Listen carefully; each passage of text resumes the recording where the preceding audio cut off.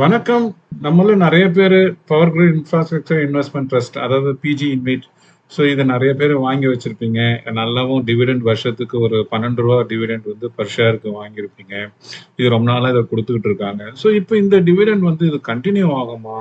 Continue ஆனா எவ்வளோ நாள் ஆகும்? இப்ப இவங்களோட கரண்ட் அசெட் வேல்யூ எவ்வளோ? இவங்க இதுல எவ்வளோ ஜெனரேட் பண்றாங்க இன்கம்மு? இது வந்து இது இன்னும் கொஞ்ச நாள் இது கன்டின்யூ ஆகுமா? இல்ல வந்து இது இப்படியே அசெட் வேல்யூ வந்து கம்மியாயிட்டே போகுமா? புதுசா ஏதாவது வந்து ப்ராஜெக்ட்ஸ் ஏதாவது வாங்கியிருக்காங்களா? இந்த ஸ்டாக்க இந்த ரேஞ்ச்ல இப்ப நம்ம இது வாங்குனா நமக்கு லாபமா இருக்குமா? இது லாங் டெர்ம் வச்சுக்கலாமா? இப்படி எல்லாத்துக்கும் வந்து இந்த வீடியோல நம்ம வந்து ஆன்சர் பார்க்கலாம். இந்த கம்பெனி ஒரு பேக்ரவுண்ட் குயிக்கா பார்த்துடலாம். ஸோ பிஜி இன்வைட் பார்த்தீங்கன்னா பவர் டிரான்ஸ்மிஷன் வந்து ஒரு ஸ்டேட்ல இருந்து இன்னொரு ஸ்டேட்டுக்கு வந்து குடுக்குறாங்க. இவங்க மொத்தமா வந்து ஒரு 5 ப்ராஜெக்ட் வச்சிருக்காங்க. 5 ப்ராஜெக்ட் பார்த்தீங்கன்னா டிஃபரெண்ட் ஸ்டேட்ல ஆந்திர பிரதேஷ், தெலுங்கானா, மத்திய பிரதேஷ், மகாராஷ்டிரா, இமாச்சல் பிரதேஷ் இந்த மாதிரி ஸ்டேட்ல வந்து உங்க பிசினஸ் இருக்கு. இவங்களோட டோட்டல் அந்த சர்க்யூட் டிரான்ஸ்மிஷன் லைன் இருக்குங்களா, அது லென்த் பார்த்தீங்கன்னா 3699 கிலோமீட்டரு. ஸோ இந்த பிஜி யூனிட் பார்த்தீங்கன்னா 2021ல வந்து லிஸ்ட் ஆச்சு ஸ்டாக் மார்க்கெட்ல. அப்போ ஐபிஓ பிரைஸ் வந்து பார்த்தீங்கன்னா ரூ. 100 இருந்துச்சு அதோட ஃபேஸ் வேல்யூ. இவங்களுக்குலாம் தெரியும் இவங்க கன்சிஸ்டண்டா வந்து டிவிடெண்ட் கொடுத்துருக்காங்க. ரூ. 12 பெர் ஆனம் ஒரு ஸ்டாக்கு கொடுக்குறாங்க. அது பார்த்தீங்கன்னா 13.26 வருது. அதாவது கரண்ட் பிரைஸ் வந்து ரூ. 90 அப்படின்னு பார்த்தீங்கன்னா 13.26% வருது. இந்த இவங்களோட வந்து இப்ப இருக்க அந்த 5 ப்ராஜெக்ட் சொல்லியிருக்காங்க இல்லையா, அந்த 5 ப்ராஜெக்ட்ஸோட ஆவரேஜ் வந்து லைஃப் கான்ட்ராக்ட் லைஃப் பார்த்தீங்கன்னா 27 இயர்ஸ். இது யார் இதோட பேரண்ட் கம்பெனி பார்த்தீங்கன்னா நமக்கு எல்லாருமே தெரிஞ்ச பவர் கிரிட் தான் வந்து இவங்களோட வந்து parent company. So PG unit பார்த்தீங்கன்னா இந்த 1 இயர்ல பார்த்தீங்கன்னா கிட்டத்தட்ட வந்து 19.4% வந்து ரிட்டர்ன் கொடுத்துருக்கு. ஸோ ஹை பார்த்தீங்கன்னா ₹98, லோ பார்த்தீங்கன்னா ₹75 இருக்கு. ஸோ இதோட கிராஃப் பார்த்துங்க 1 இயர் கிராஃப் இப்படி தான் இருக்கு. ஸோ இது வந்து இந்த ரேஞ்ச்குள்ளரே இருக்கு. இதுக்கு மேல போகுமா அப்படின்னு பார்த்தீங்கன்னா, இப்போதைக்கு இது மேல போறதுக்கு சான்சஸ் ரொம்ப கம்மியா தான் இருக்கு. என்ன ரீசன் அப்படின்னா, இவங்களோட ரெவென்யூ இங்க பார்த்தீங்கன்னா, ரெவென்யூ கைண்ட் ஆஃப் வந்து ஒரு ஸ்டாக்னன்ட்டா இருக்கு. இங்க உங்களுக்கு வந்து 2022 டிசம்பர்ல பார்த்தீங்கன்னா 258 crores இருந்துச்சு. இது வந்து பார்த்தீங்கன்னா 2022 டிசம்பர் 20 இதே 2025 டிசம்பர்ல பார்த்தீங்கன்னா அதே 249.9. ஸோ ஆல்மோஸ்ட் எல்லாமே வந்து அதுக்கு இன் பிட்வீன் 24ல பாருங்க. டிசம்பர் 24 எவ்வளவு பாருங்க 267. ஸோ இது பார்த்தீங்கன்னா 250 ஒரு 240லேருந்து 260க்குள்ளாரையே வந்து ஆசிலேட் ஆயிடுச்சு. ரெவென்யூ வந்து ஸ்டாக்னன்ட் ஆயிருக்கு. அதோட ரீசன் என்ன அப்படின்னு பார்த்தீங்கன்னா நான் சொன்னேன் ஏற்கனவே 5 ஃபிக்ஸ்டு ப்ராஜெக்ட். புதுசா எதுவும் இவங்கள்ட்ட ப்ராஜெக்ட் இல்லை. இப்போ இதோட காம்படிட்டர் பார்த்தீங்கன்னா இந்தியா கிரிட் இருக்கு. அவங்க பார்த்தீங்கன்னா கிட்டத்தட்ட ஒரு 40 பிளஸ் ப்ராஜெக்ட்ஸ் வச்சிருக்காங்க. அவங்க வந்து நாட் ஒன்லி இந்த நார்மல் எலக்ட்ரிக் இது மட்டும் இல்லாம சோலார் இந்த மாதிரி நிறைய இது போறாங்க. ஆனா இவங்க பிஜி இன்வைட் பாத்தீங்கன்னா ஒரே அந்த 5 ப்ராஜெக்ட்லயே வந்து ரொம்ப நாளா உட்காந்துருக்காங்க. ஸோ அதனால தான் பாத்தீங்கன்னா இந்த பிரைஸ் வந்து மேல போறதுக்கு அந்த ரெவென்யூ வந்து அதே தான் இருக்கு. மேலவும் போறதுக்கு சான்சஸ் ரொம்ப ரொம்ப கம்மியா இருக்கு. ஸ்டாக் பிரைஸ் இருக்குல்ல ₹90 சொன்னீங்களா, இந்த ஸ்டாக் பிரைஸ் இன்னும் இப்ப மேல ஏறுமா கீழே இறங்குமா, இல்ல நம்ம டிவிடெண்ட் வந்து இப்ப கொடுத்துட்டு இருக்க ₹12 வந்து இன்னும் எவ்வளவு இதுக்கு மேல போகுமா இல்ல இது கீழே இறங்குமா அப்படின்றது வந்து முக்கியமான ஃபேக்டரா இருக்கும் நம்ம இந்த ஸ்டாக் பிரைஸை வாங்குறதுக்கு. ஸோ அது இப்போ அதோட டீடைல்ஸ் பார்த்துக்கலாம் என்ன ஆகும் அப்படின்றது. இப்போ கரண்டா அசெட் வேல்யூ பாத்தீங்கன்னா 2021ல பாத்தீங்கன்னா ஒரு 11,854 crores இருந்துச்சு.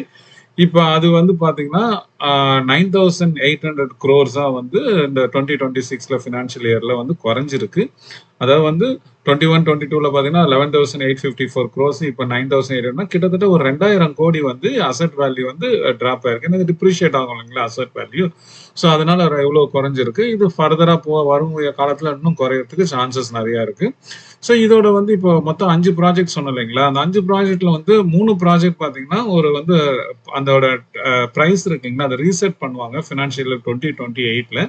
ஸோ அந்த ரீசெட் பண்ண என்ன ஆகுனா உங்களுக்கு வந்து அந்த ஆனுவல் அதை இன்கம் குறையும். இன்கம் குறைஞ்சா கேஷ் ஃப்ளோ கம்மியாகும். எவ்வளவு கம்மியாகும்னா கிட்டத்தட்ட ஒரு 250லேருந்து 300 கோடி வரையும் டிராப் ஆகும் அப்படின்னு சொல்றாங்க. ஸோ அப்ப 250 கோடியிலிருந்து 300 கோடி டிராப் ஆச்சுன்னா ரெவன்யூல அப்ப என்ன ஆகும் நமக்கு டிவிடெண்ட் அப்படின்னு பாத்தீங்கன்னா, இப்ப நம்ம சொன்ன மாதிரி ₹12 கொடுத்துருக்காங்க இல்லையா, அந்த ₹12 பார்த்து அரௌண்ட் 1,100 crores வந்து டோட்டலா வந்து டிஸ்ட்ரிபியூட் ஆகுது. டோட்டல் டிஸ்ட்ரிபியூஷன் அந்த கேஷ் ஃப்ளோ சொல்றேன். இதுவே வந்து இப்போ வந்து இந்த 300 கோடி அந்த மாதிரி கம்மியாச்சுன்னா கிட்டத்தட்ட வந்து 800 crores ஆகும் இல்லையா. ஸோ இப்போ 800 crores வந்து இப்போ டிஸ்ட்ரிபியூட்டபிள் கேஷ் ஆச்சுன்னா என்ன ஆகும் அப்படின்னா உங்களுக்கு வந்து டிவிடெண்ட் வந்து அந்த டிஸ்ட்ரிபியூட்டபிள் கேஷ்ல இருந்தா கொடுக்குறாங்க இல்லையா. ஸோ அதனால வந்து இப்போ ₹3 கொடுக்கறது வந்து பாத்தீங்கன்னா உங்களுக்கு ₹2,000 போகும். இல்ல வர்ஸ்ட் கேஸ் வந்து ₹2 போகும். ஸோ அப்போ வந்து உங்களுக்கு வருஷத்துக்கு வந்து இப்போ ₹12 கிடைக்கிறது வந்து ₹8லேருந்து ₹10 கிடைக்கிறதுக்கு சான்சஸ் நிறைய இருக்கு. ரீசெண்ட் வந்து அந்த ஏர்னிங் கால்ஸ்ல இருக்கும் இல்லைங்களா, அதுல மேனேஜ்மெண்ட் மேனேஜ்மெண்ட் என்ன சொல்லியிருக்காங்கன்னா 2026 அதாவது இந்த வருஷம் இதுக்கு வந்து ரூ. 12 கொடுத்துருவாங்க. அதுல எந்த உதவும் இல்லை. ஆனா வந்து 27-28க்கு வந்து எவ்வளவு கொடுப்பீங்க அப்படின்னா அதுக்கு அவங்க ஆன்சர் சொல்லல. ஸோ 27-28ல கம்மியாகிறதுக்கு சான்சஸ் நிறைய இருக்கு.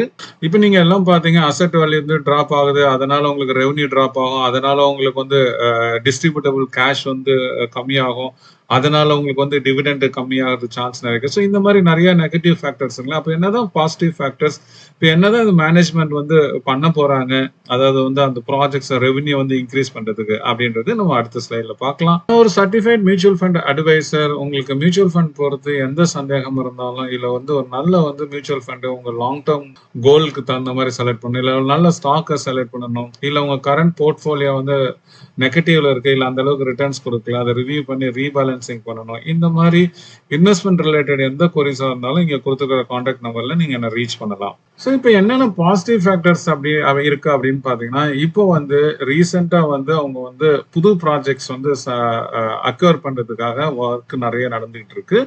ஸோ அதுக்கு பிட்லாம் பண்ணியிருக்காங்க. ஸோ இதுல ஒரு அட்வான்டேஜ் என்ன, பேரண்ட் கம்பெனி வந்து பவர் கிரிட். ஸோ அதனால அவ்வளோ ஈஸியா வந்து விட்டுற மாட்டாங்க.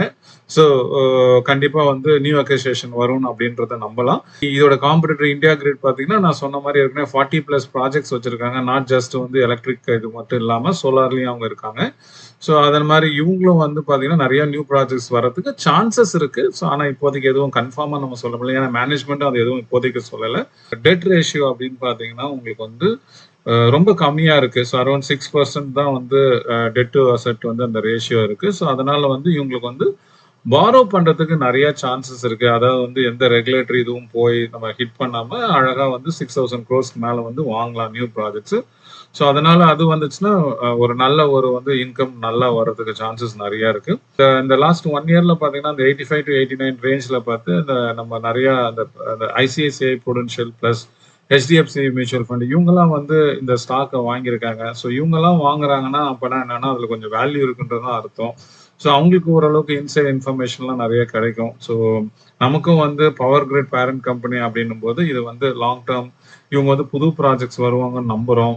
ஸோ நீங்க இப்போ இதை என்டர் பண்ணலாமா அப்படின்னு கேட்டீங்கன்னா, நீங்க வந்து இப்போ இன்ட்ரெஸ்ட் ரேட் வந்து பாத்தீங்கன்னா இன்க்ரீஸ் ஆச்சுன்னா வந்து இதோட பிரைஸ் வந்து ஸ்டாக் பிரைஸ் வந்து கம்மியாகும். ஏன்னா வந்து அவங்களுக்கு வந்து அது வந்து அவங்களுக்கு மேஜரா வந்து அவங்களுக்கு டோட்டல் ப்ராஃபிட்ல அடி வாங்கும் இல்லைங்களா, ஏன்னா இன்ட்ரெஸ்ட் அதிகமாகும் அப்படின்னா. பட் இன்ட்ரெஸ்ட் ரேட் கம்மியாச்சுன்னா இந்த ஸ்டாக் பிரைஸ் வந்து ஏறதுக்கு சான்சஸ் இருக்கு. அதனால தான் பாத்தீங்கன்னா இந்த லாஸ்ட் 1 yearல பாத்தீங்கன்னா இது வந்து அந்த 70 போச்சு. அதுல இருந்து வந்து மேல வந்ததுக்கு மெயின் ரீசன் வந்து இன்ட்ரெஸ்ட் ரேட்டை வந்து ஆர்பிஐ வந்து கட் பண்ணிட்டே இருந்ததுனால தான் வந்து இது ஈஸியா மேல போச்சு. இல்லாட்டினா வந்து இது ஒரு காலத்துல ஒரு 1.5 years முன்னாடி பாத்தீங்கன்னா இது வந்து 75க்கு கீழே போச்சு. வெறும் டிவிடெண்ட் மட்டும் வாங்கணும் அப்படின்னா நீங்க வந்து கொஞ்சம் கொஞ்சமா வாங்கலாம். அதே மாதிரி வந்து நீங்க இந்தியா கிரேடும் நீங்க கொஞ்சம் ஒரு மிக்ஸ்டா வாங்கிக்கலாம். பவர் கிரிட் இந்த பிஜி இன்வீட்ல கொஞ்சம் பிளஸ் இந்தியா கிரேட்ல கொஞ்சம். ஏன்னா இந்தியா கிரேட் வந்து பாத்தீங்கன்னா உங்களுக்கு ஓரளவுக்கு நியூ ப்ராஜெக்ட்ஸ் எல்லாம் நிறைய ஆயிட்டே இருக்கு. ஸோ அதனால அப்ரிஷியேட்டிங் அசட்ஸ் நிறைய இருக்கு. இல்ல நான் இப்போ இண்டிகிரேட் எல்லாம் போக மாட்டேன், எனக்கு இதுலதான் நிறைய வந்து டிவிடெண்ட் கிடைக்குது அப்படின்னு நீங்க நினைச்சீங்கன்னா அது உங்களுடைய சாய்ஸ். ஆனா வந்து ஒரே சமயத்துல வாங்காதீங்க, கொஞ்சம் கொஞ்சமா ஸ்டாகர்டு மாதிரி பர்ச்சேஸ் பண்ணுங்க. ஒரே சமயத்துல வாங்கினீங்கன்னா பிரைஸ் கம்மியாச்சுன்னா அதுக்கப்புறம் பிரைஸ் எப்ப மேல வரும்னு தெரியாது. அதனால வந்து கேபிட்டல் நீங்க போடுற கேபிட்டல் வந்து எரோட் ஆயிடாம பாத்துக்கங்க, அதுதான் ரொம்ப முக்கியம். தேங்க்யூ ஃபார் வாட்சிங்.